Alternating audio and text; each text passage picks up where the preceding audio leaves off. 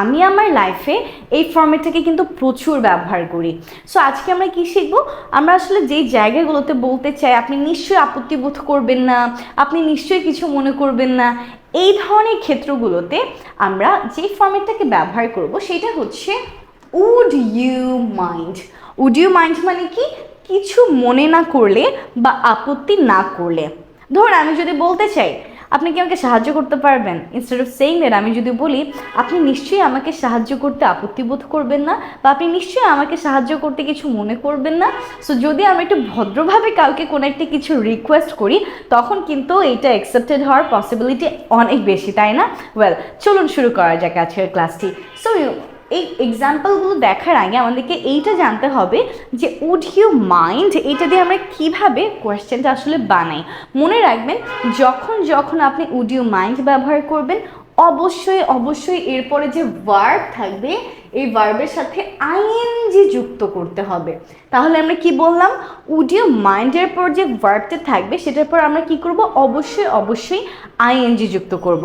যেমন আমরা বলতে পারি would you mind talking, would you mind going, would you mind eating, would you mind sleeping, would you mind dancing, would you mind singing, would you mind helping, would you mind talking, এইভাবে।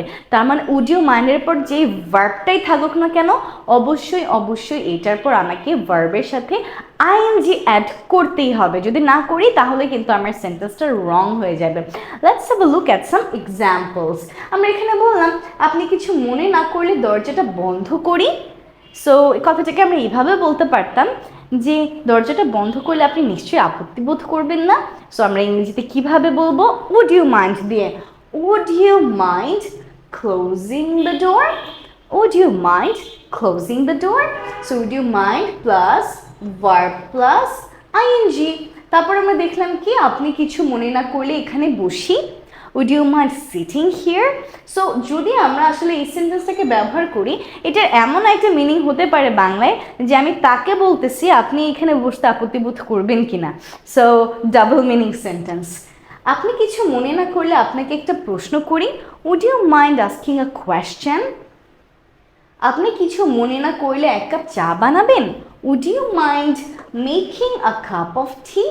আপনি কিছু মনে না করলে ব্যাগটা একটু ধরবেন, would you mind holding the bag for a bit?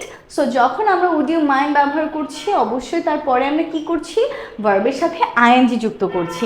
এমন আমি অনেক কিছু বলতে পারি, যেমন লাস্ট ক্লাসে আমরা বলেছিলাম আপনি কি দয়া করে সোজা হয়ে দাঁড়াতে পারেন, আমরা কি বলেছিলাম, could you please stand straight, would you please stand straight। আমরা চাইলে একইভাবে কিন্তু বলতে পারি would you mind standing straight। আমি যদি কারো নাম জানতে চাই তখন আমি ভদ্রভাবে বলতে পারি would you mind telling me your name। আমি যদি বলতে চাই আপনি আমাকে সাহায্য করবেন কিনা আমি বলতে পারি would you mind helping me।